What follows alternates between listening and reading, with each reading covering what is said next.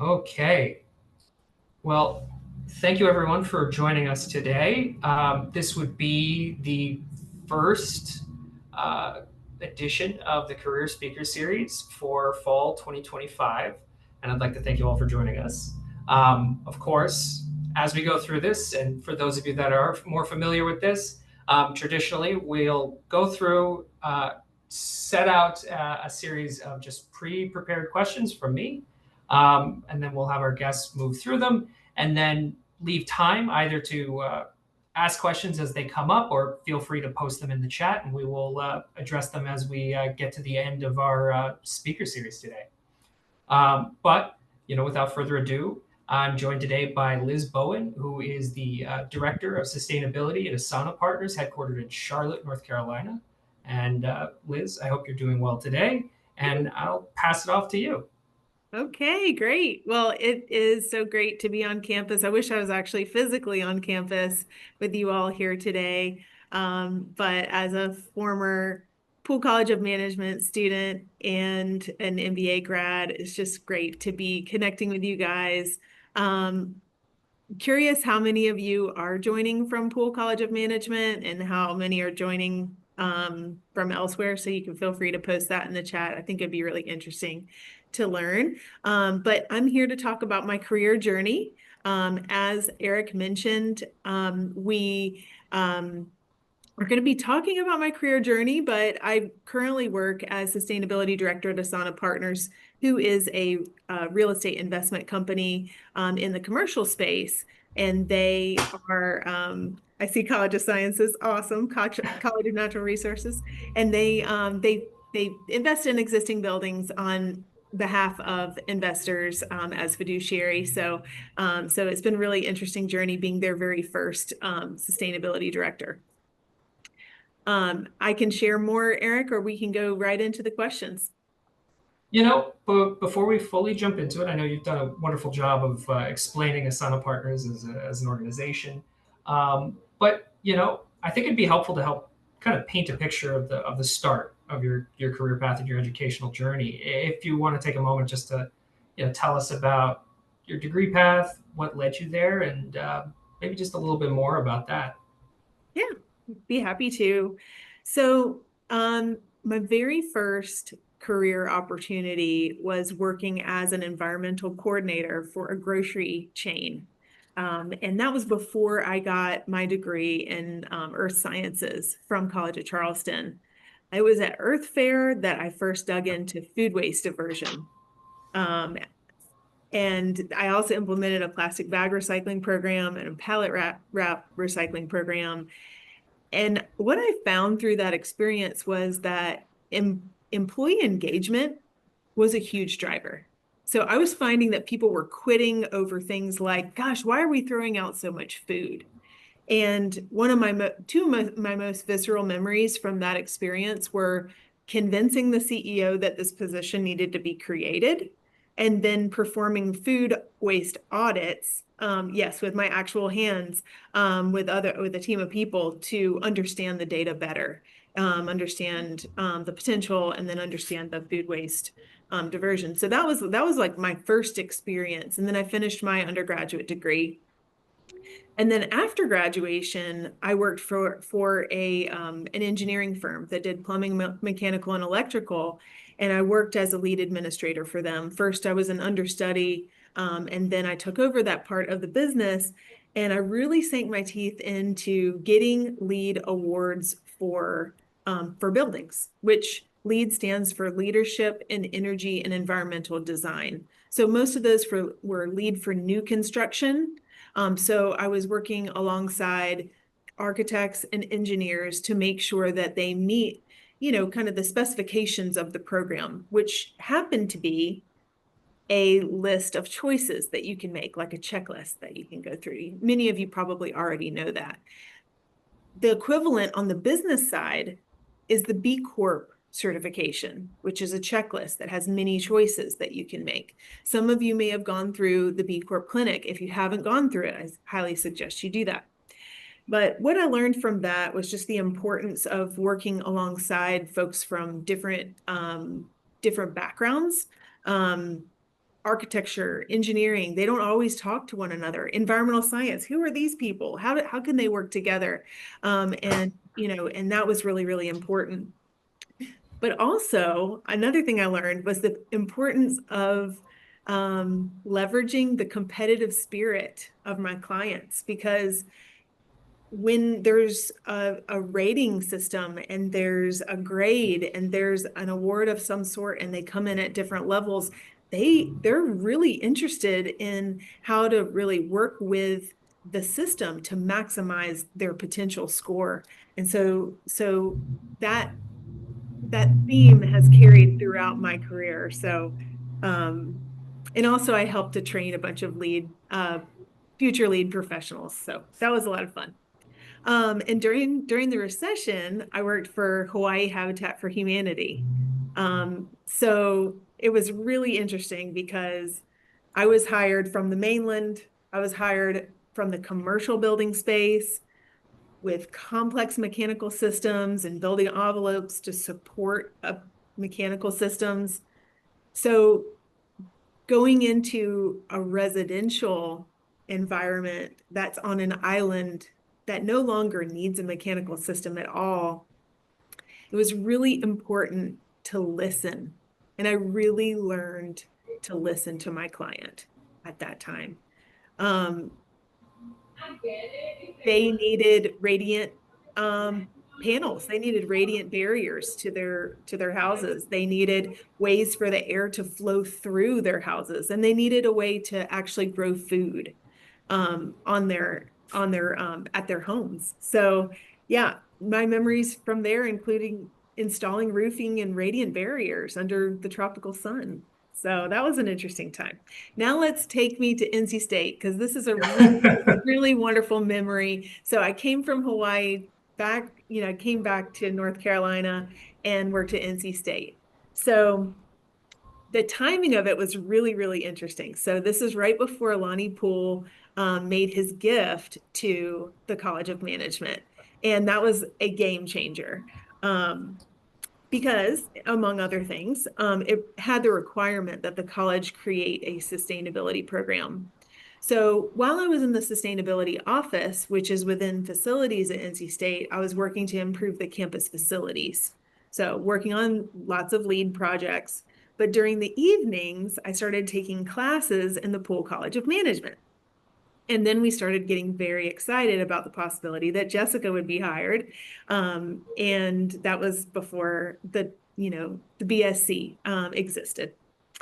So I was also teaching a class that I co-developed with Dr. Tracy Rose Ryder in the College of Design at that time. So I was a staff member, I was a student, and I was an instructor. So it was like kind of a unique position.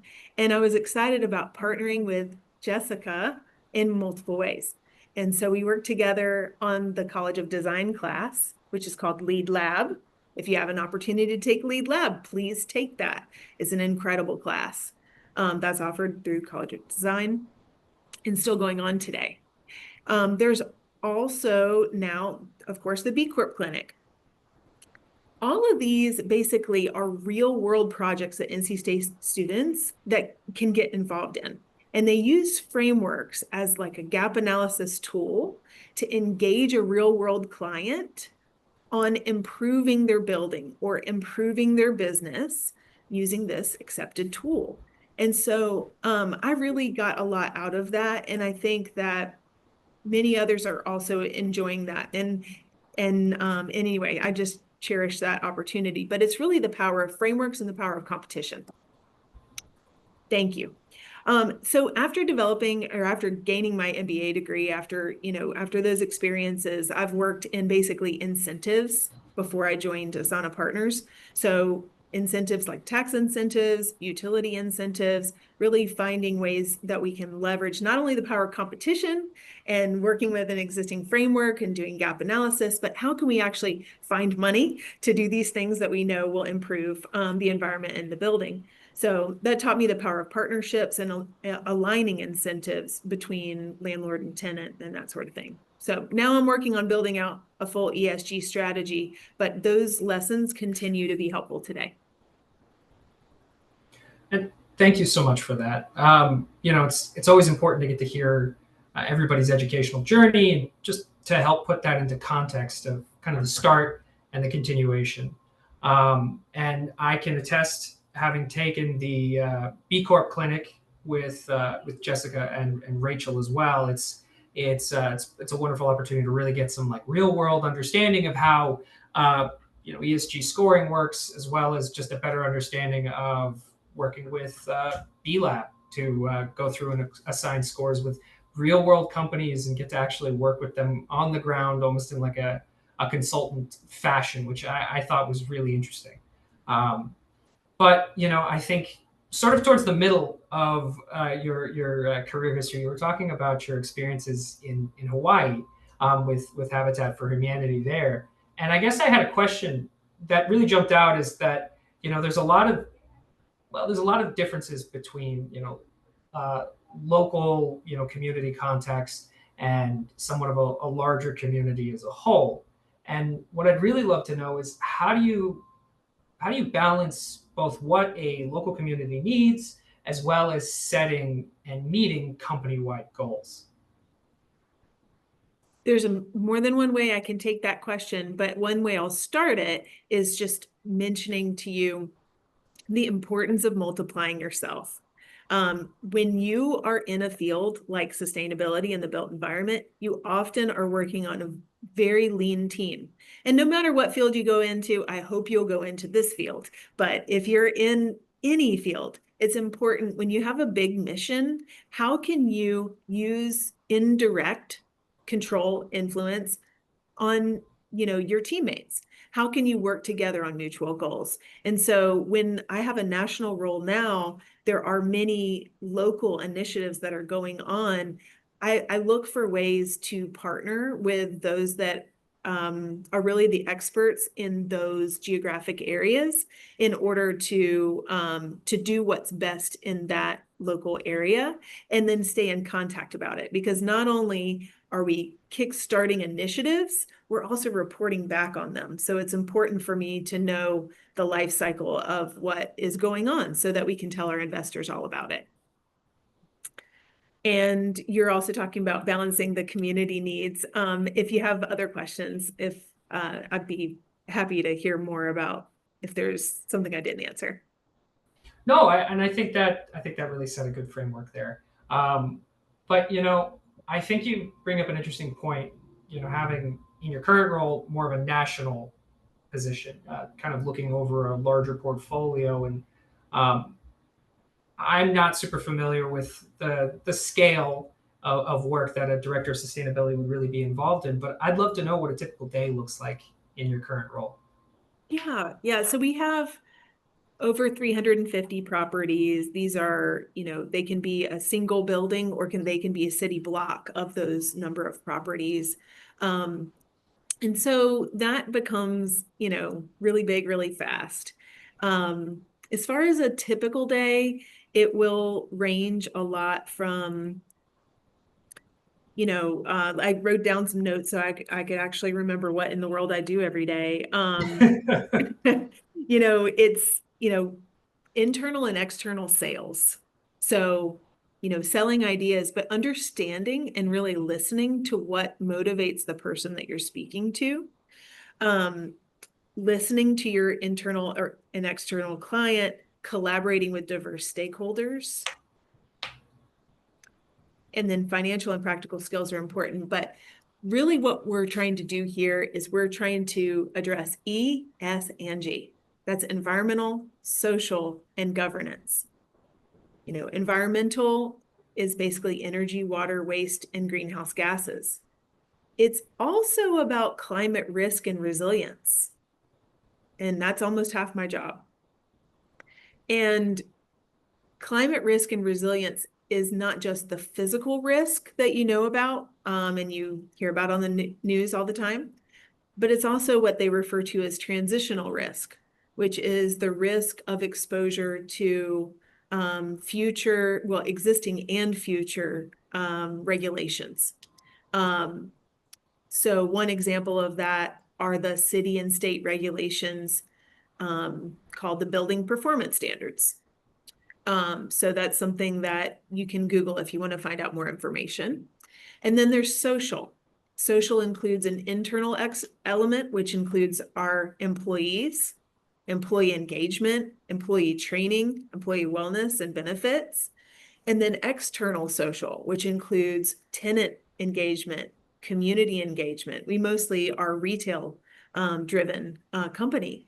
So understanding how our tenants are, what suggestions they might have, and understanding like what drives them and what they need, and understanding the community health. So we're existing buildings in walkable areas. A lot of our buildings are historic. And we want to improve those hard to measure things like, do people enjoy being there? Right? We want to make sure that people enjoy being in our neighborhoods. And then there's governance, right? What is governance?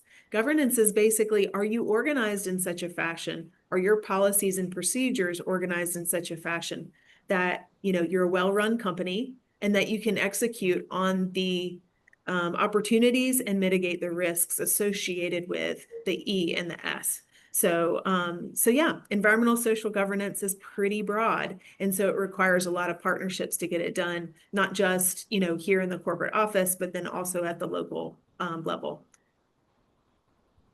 And it requires a lot of different things to do in a day. A lot of reporting, but reporting is not the whole job.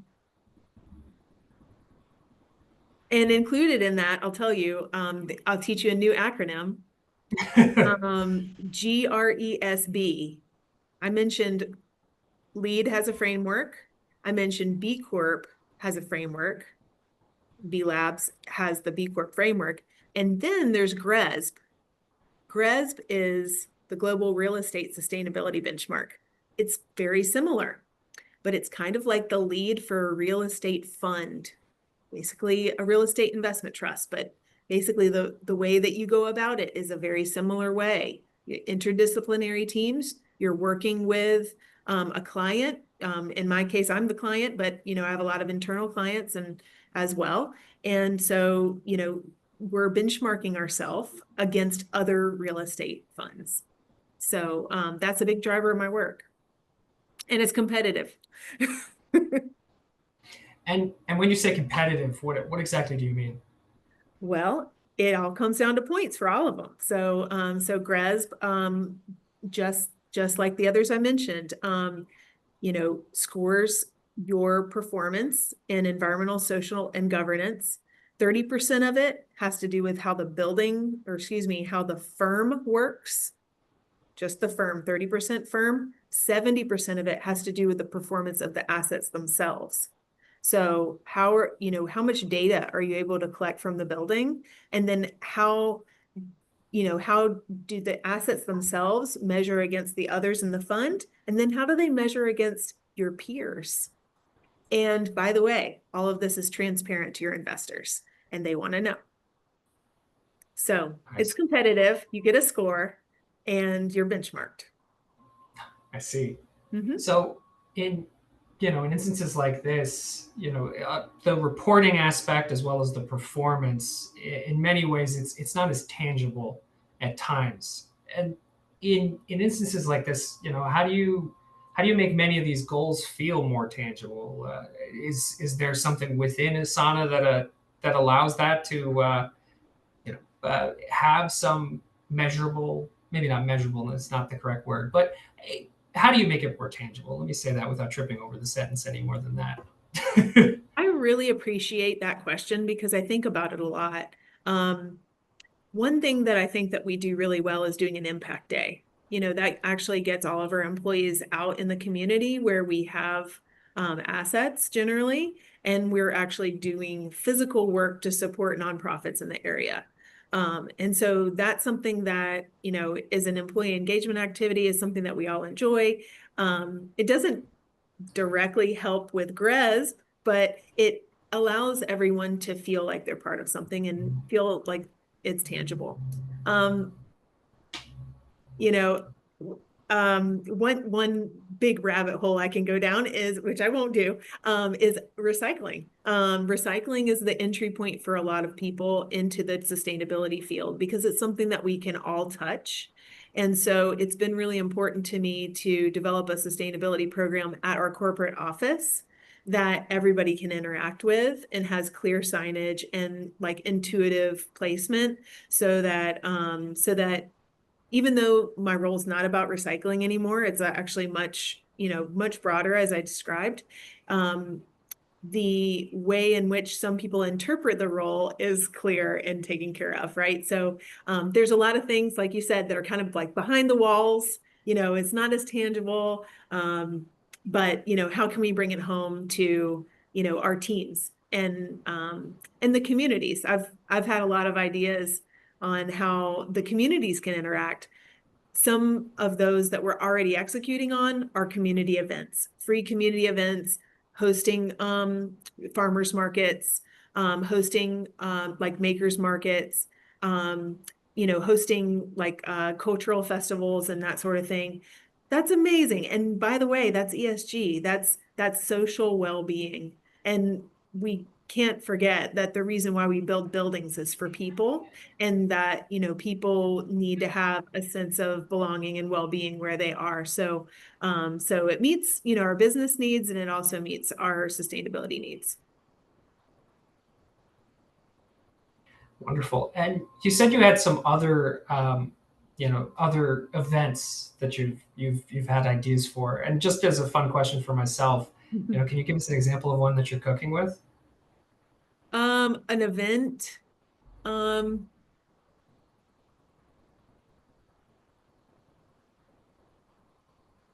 well, we're planning a tree planting event, so Okay. that's already in the works. Um, we actually did a tree planting event at one of our shopping centers as well. So there are some things in the works, and I look forward to continuing the conversation about that. Um, not to give too much away. No, So of course, and I appreciate it. It's just my own nosiness in that. Um, but and for clarity's sake, in your current role, is the primary portfolio made out of residential, commercial properties, or is it kind of a mix of both? we're a retail driven company. Okay. Let's see. Rachel, would you mind putting the URL in the chat? So you can see from our website some images of the buildings that we hold. Like I said, walkability is one of our investment factors. So like walkability is super, super important to us. And so we want people to be able to meet their basic needs close to where they live. And so that's an ideal that we hold. It's not possible everywhere, but generally these are retail neighborhoods that people can, generally live, work, and play near. And I'd like to have them all across the United States, but we know that they're special. And we'd love to see more of that happening. But yeah, retail, which includes what we call soft goods, which is like clothing and that sort of thing. And then food and beverage as well. And then increasingly med spas. You see them popping up everywhere. But they're, basically daily needs, grocers, things like that. Oh, and I appreciate it. Sometimes it's helpful to just understand a little bit better of what sections of a portfolio are, occupied by particular businesses, and that also factors into how you might be able to measure or incentivize certain initiatives too within them. But you know, I think this, having an opportunity to talk about some of your current role, but more of a transition back to your own experiences and your educational experiences as well. But we have a lot of different kinds of students online currently from different sections of NC State, and even I think I saw potentially outside of the NC State system, which is exciting. But what advice would you give to MBA students or early career professionals or just anyone who wants to pursue sustainability either in their company or in their future roles? Yep. I would say, you're always selling like internally, right? Understand who you're speaking with and how they're motivated. Be curious about what's the latest, be curious about the context as well as what's on the leading edge of this field. And because really, it requires a lot of adaptability as this field continues to change and evolve. Um, Also, there's new reporting frameworks. So, there's in the EU, there's a whole, here's an acronym for you, Sustainable Finance Disclosure Regulation. There's a relatively new regulation. It's also going through some changes right now. California has new ESG regulations as well, which are influencing the entire United States through supply chains.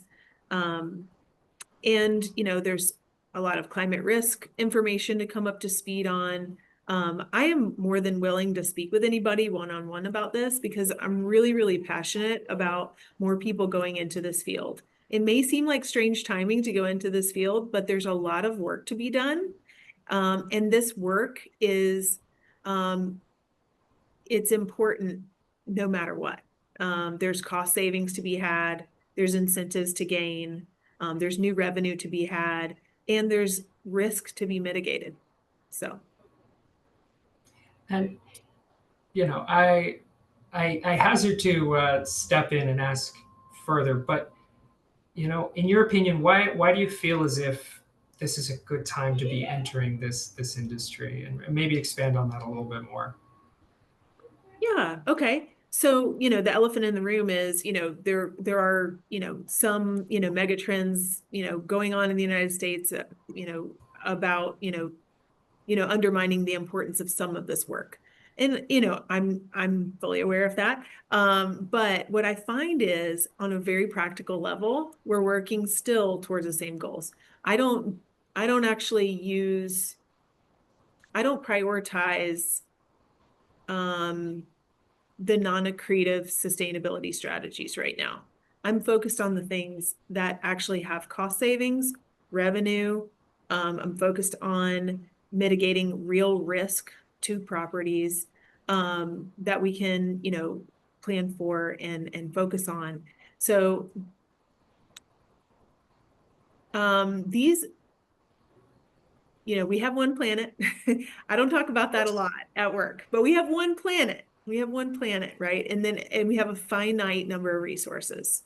It's just a fact. That's probably why you joined, is because you already understand that and agreed with that. But um, the issues that we're facing that, this field is tasked with addressing, on a kind of a local level, it all comes down to a local level, is these issues aren't going away.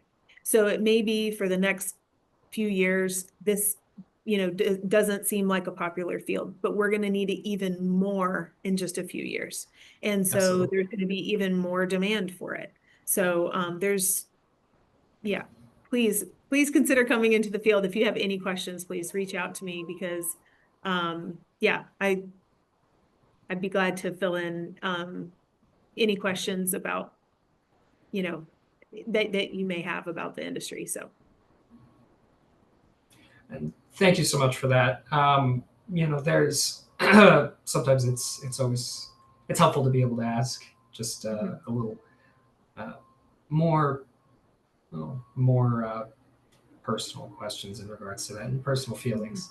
Um, and I think over the course of this discussion, I've gotten an emphasis on continuous education and curiosity. And in Mhm. your experience, do you feel like that's helped you in your career path? And Yes. So not to scare you away, but when you're in this position and you're collaborating with such a broad, group of stakeholders, internal and external, you find that you need to know your field very well and everyone else's field at least enough to get by. You need to understand the pressures that they face so you can understand the alignment between the work that you do and their goals. And so yes, having curiosity and pursuing continued education, it is essential. So yes, absolutely what you said. Yeah, I mean, there's a lot of certifications out there that are really practical. I myself hold a few. I've got Lead AP, Well AP, and Fitwell. Those are very specific to the built environment. There's also there's a GRESB AP now, actually, which is related to the real estate funds, as I mentioned. And there are also other certifications specific to other fields that are in the sustainability discipline. So, understanding your field really well and understanding everyone else's field that you work with as much as you can is, I think, a good strategy. Absolutely. And for certifications, do you have any recommendations for somebody working within the built environment specifically? Well, I actually really cherished my time learning about LEED because I found that it was a good general education. It was, it was worth pursuing. Um, that continues to be an option. I'm also looking at BREEAM certification, which is BREEAM, and I'm under contract to pursue that on one of our buildings right now. And so there are alternatives in the market as well, but the fundamentals are the same. That one happens to be out of the UK. Um, is there a certification for B Corp certification? I feel like there is for the practitioner, but I'm not certain. I can jump in here. There's a new B consultants Oh, program, but it doesn't necessarily certify you to help certify B Corps because historically that market has not, there hasn't been like a certification body for the consultants themselves. So they're not like saying that they're certifying, but they are, I think the term is you are trained B consultants. And I think that's going to play a role in the future of the B Corp certification, because I think they're trying to expand the audit process to be a bit more external. So it'll be beyond just like you're helping a company getting certified. Now you're like auditing the company. Sorry to jump in there, but yeah. So, no, I asked. I'm so glad that you answered. Thank you. but yeah, I appreciate you bringing up all of the wild west of the sustainability reporting and certification landscape because it really depends on your industry. And I think you highlighting some of the ones you've mentioned today, I have not even heard of. So this is really helpful. Lots of acronyms out there. I was going to say we should change the title of this speaker series, just to lots of acronyms. But yeah, thank you for that, Rachel, because I didn't have a straight answer, so you've really saved me. But Liz, we've talked a lot about your experiences, and looking back, was there anything that you wish you would have done differently as you moved through your career? Yes. Data science. I think everyone should be taking data science. When we work with very large in Excel skills, Mm-hmm. those I when I'm hiring, I'm looking for folks with advanced Excel skills. It helps me a lot because I have a massive amount of data now, and being able to turn data into actionable insight and information is so important. So that's what I'm looking for. And I think it's really helpful for folks to have. We're using AI to some extent in our company, but I don't think that it's going to replace our current staff here. I think it's useful skills to have to know when to use that lever. Um, yeah, and then I have just like personal interest in, you know, taking classes for fun. And meteorology sounds fun, but it's not that important for what I do every day. I would strongly suggest data science. Well, that for those of us that are taking MBA courses, there is I guess, kind of a ringing endorsement from me and as well as Liz. But MBA 551 is a predictive analysis and big data course, which does provide pretty good experience with dashboarding as well as just data analyses on a larger scale. And I can at least attest in my own professional experience that there is a lot of emphasis on data, the ability to work with data, especially in Excel, but finding ways also to use data, but also represent it, to show it to people makes a very big difference as well. That just in my time, I've seen that there's, you can collect the information, but figuring out how to present it is an entirely different skill that is, I think, just as important to be able to show it to multiple different people of different, professional backgrounds and educational differences. So I will, I guess this is a long-winded way of saying I support data science as a follow-up. And I guess, we've talked about your experiences with NC State and your time within and working with Jessica. But how do you feel those experiences really prepared you for your role? Yeah, I love that you asked that question. So, the very, very early days, Jessica came in, I was teaching lead lab with Dr. Tracy Rose Ryder. And then I was president of the Net Impact chapter there, which I highly recommend you get involved in. Hopefully it's still going on campus. But when I was president of the Net Impact chapter, I had the opportunity to basically do a pilot of the B Corp clinic. We did not call it that. But essentially that's what it was, because we were, so I pulled together a team of students from interdisciplinary backgrounds. Using the B Corp framework, we consulted to our very first client. And then Jessica took that and ran with it and made it into the large and lasting organization and that it is today, which is in program that it is today. It was great.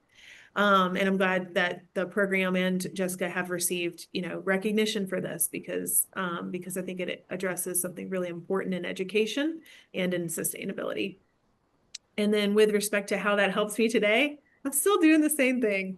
I'm still working with frameworks. I'm still bringing together diverse stakeholders towards meeting these goals that are in, identifying gaps, addressing gaps highlighted by these frameworks, and, and really pushing that ball uphill sometimes of, what's it going to take to improve this building or this organization? Do you want the points? What, it doesn't matter sometimes what the motivation is, as long as it improves, right? And sometimes the frameworks really help, push. You need to use all tools at your disposal, sometimes. So yeah, that's a great tool. Oh, thank you so much for your insights.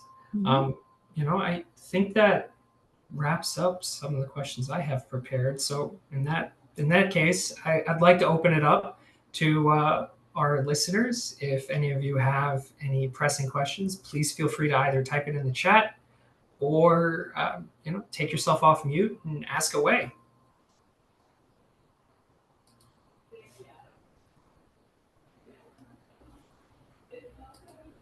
Awesome. It's great to see so many people from so many different majors. I can start with a question.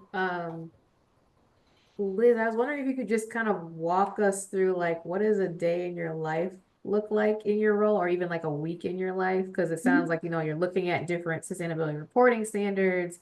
You're probably meeting with stakeholders within your company, going to conferences, what does that look like? Yes. Yeah, so now that I now have a greater amount of data at my disposal. I've mentioned that a few times. I'm so excited about that. It takes a while to get to this point where we can actually show some trends. Now that we have some baseline data, it's about prioritizing. Where are we going to spend our budget to get us to really measurable improvements, and then we scale them. And so, I use the Energy Star Portfolio Manager tool almost every day. I'm in Grez almost every day. Yes, I do go to conferences. I have a lot of fun as well. Our peers get together in this, private equity, real estate investment world and commercial. We get together, we talk about, kind of the highs and the lows and all of the challenges and opportunities that we see. We really, really help each other. So it's common to take calls and to make calls to my peers, which would be perceived as competition in many other fields where we can help one another develop the tools that we need in order to really accelerate progress. I think that's really unique. And that's a lot of fun. I do walk assets. We have assets in dozens of cities across the United States from coast to coast. And I've seen now about half of them. But it takes a lot of time to go out there. So I do a lot of site visits, learning, how the asset's performing and collecting data from it. Um, it's amazing to see so many beautiful places, and to find ways to improve the buildings and the communities. So it's a really rewarding field, and it's a lot of fun. It's not just Excel. But we need Excel and Power BI. So a little bit about the day in the life.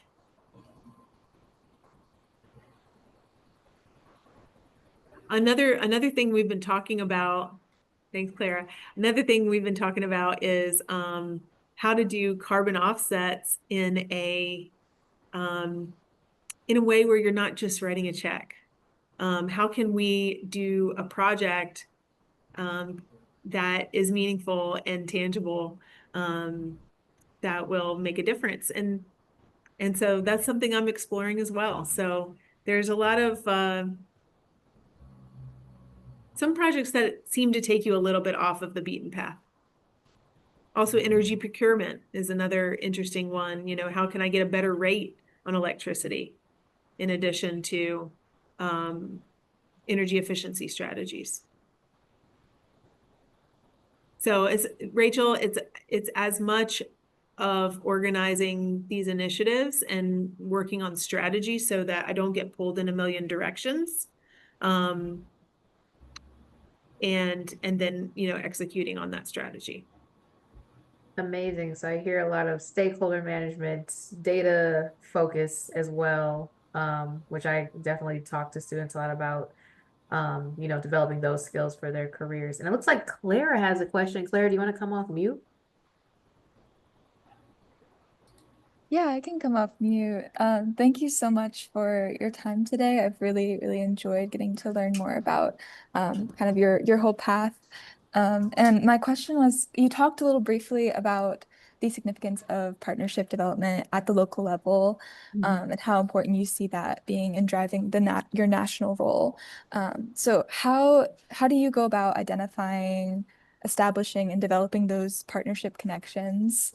And then a kind of a sub question onto that is, how do you see collaboration between organizations from all levels, private to public to nonprofit, being a driver for sustainability work leading into the future? Oh, Clara, I love your second question. The first one is really simple in a way. I may ask you to repeat the second part of your question in just a moment. So the first part of your question is, how do we establish partnerships at the local level? So the way that our company is structured, we have asset managers that are in-house, and we have property managers that are, service providers to Asana. And we work very, very closely together as if we're one team. In some cases, we pay their full salary because of how we work so closely together. Those property managers are people. Those are people that have, families and lives outside of work. They have, hopes and dreams. They have a life before, they started working with your company. And so I like to actually literally meet them where they are and have coffee with them and just walk their properties with them and understand what they see through their eyes, and share our corporate goals with them and find where we can move the needle together. And so we ask a lot of questions of them for reporting, and I also like to thank them in person. And Clara, there's no substitute for just, having those relationships. And then your other question, I think, was about how to partner with nonprofits. Yeah, so I dropped it in the chat as well if you'd like to read it. But I asked, how do you see collaboration between different organizations from different levels, private, public, or nonprofit, being a driver for sustainability work leading into the future? I will probably think about that for the next few weeks, but I'll do a, okay job, maybe, hopefully, of answering your question now. We need collaboration between public and private and nonprofit. We just do. And we need it more now than ever. And one recent example from my work, I give the credit to Share Charlotte for helping me to identify nonprofits, because I had a problem. I had almost 700,000 square feet full of furniture from a building that we had just bought. And it didn't have a home. And so working with Share Charlotte, we identified some nonprofits that needed furniture, and we were able to divert that furniture from the landfill. That is just a tiny, I mean, it was a huge project for me, but it's a tiny drop in the bucket of what needs to be done for collaboration. We make financial contributions to nonprofits. We work together on Impact Day, as I mentioned before, but there's so much more that can be done, and we're looking for the ways to do it. And I'll continue thinking about your question, like I said, after this call. Thank you so much. Yeah, that's great.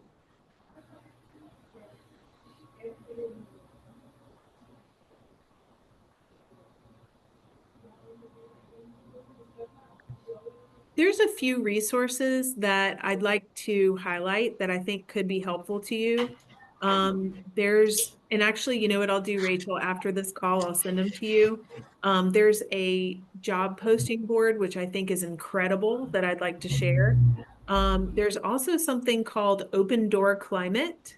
This is a resource that was developed on LinkedIn, which is essentially a list of people you can ask questions of, that won't blow you off on LinkedIn. And they come from a variety of different fields in the sustainability discipline. Thank you, Rachel. And I'm on there, but I'm one of now probably hundreds of people on there.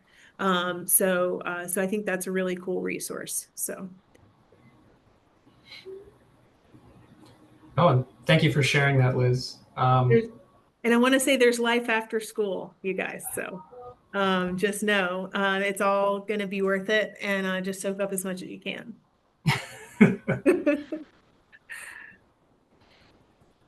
Does anybody else have any lingering questions? Sure, I'll ask another one. Thank you, Liz, for sharing your journey today. It's been really insightful. Just kind of, I was going to ask about a success story, but the furniture diversion story sounds like a pretty awesome success story. Would you mind sharing maybe just like about challenges that you face in your industry? I would love to. I'm working on a solar project right now. We recently had some incentives change. But if anything, I think that they might be putting more pressure on the timeliness of getting this done, which is great. Another challenge that I've faced is sometimes my asset managers that I work with don't want to be the first adopter. So finding the right technology or initiative for the right asset manager that they're interested in, that they're willing to take a little chance with me on, so that I can then really, give the credit away, because that's what it's about, right? And it's let them drive it and then quantify the benefits of what they're doing in their portfolio. And my latest thing that I'm working hard on partnerships on is wireless thermostats, which doesn't sound that fun, but just imagine being able to control all the thermostats from coast to coast from your computer and making sure that you don't have AC blowing 60 degrees in a space that no one's in.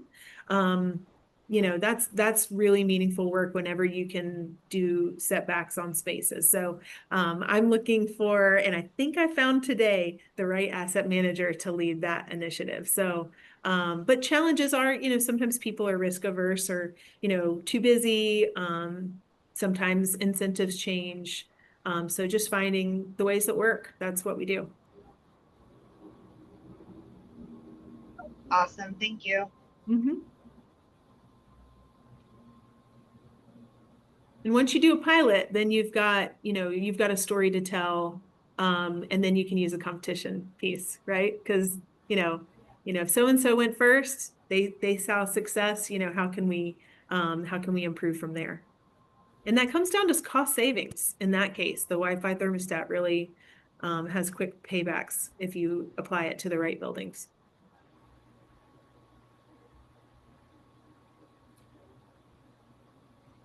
Well, I have been asking a bunch of questions, but I do have one that I thought was hopefully a little bit more fun. But you mentioned that a lot of the properties that you get to tour, and you check out physically, they're very walkable. You have details that you're keeping an eye out for. But do you have a favorite location? Not specifically, but maybe an area that you always like going out there to investigate a site or something like that. I do. I have multiple favorites. One of them is the Design Center in Charlotte. It's in South End, so that's really fun. I just came back from Hoboken. And we've got some property there and Miami Beach. All of those I've been to in the past week, or 7, 8 days. So, we've got some really interesting properties. And I will be hiring, by the way. So be on the lookout for postings, hopefully sooner rather than later. Yeah, so we've got some interesting ones. A lot of like former industrial buildings that are now like destinations too, not just for the local community, but beyond. Larimer Square in Denver is a really beautiful one as well. Mhm. And everybody loves to have a good bite to eat. So lots of interesting restaurants too. So I want to hear from you guys how the BSC is doing and how the sustainability integration is going. Before we adjourn, I'd love to hear a bit about that, and I can close my remarks here. Thank you so much for having me. Would be glad to collaborate in the future and have one-on-one conversations. Thank you. You want to speak, Eric, on the BSC, or you want me to? Rachel, I think you have more tenure, so feel free. Okay, awesome. Yeah, thanks for highlighting the work that we're doing, Liz. And I would say, your foundational work of the B Corp Clinic has had a massive impact. We've had over 500 students now participate in the program, over 100 companies. We've won 2 awards, one at the NC State level, one from B Academics for the program. So students, you can start programs like this in university and, later on you might see even larger impacts than you anticipate. So never be afraid to jump into things. But yeah, the BSC is celebrating its 10-year anniversary this semester, and we're celebrating a lot of growth, a lot of impacts. This career speaker series has grown over the past 2 years, really highlighting alumni that are working in sustainability. We've launched a sustainability career development program in partnership with other initiatives across campus, which is currently scaling and growing to reach more students across campus. We now have a business sustainability certificate, which we didn't even have when I was a student not too long ago. So we're definitely growing. The curriculum is expanding more and more. So thanks to the foundational work of folks like you, Liz. So in the next 10 years, I'll have another update for you. Well, that is awesome. Well, thank you for your time, Eric. Thank you for putting this together and looking forward to staying in touch. Absolutely, and thank you so much for joining us, and thank you to everybody that came to listen and engage, and yeah. Thank you so much, Liz. This has been great. Thanks for the opportunity. Take care. Have a good evening.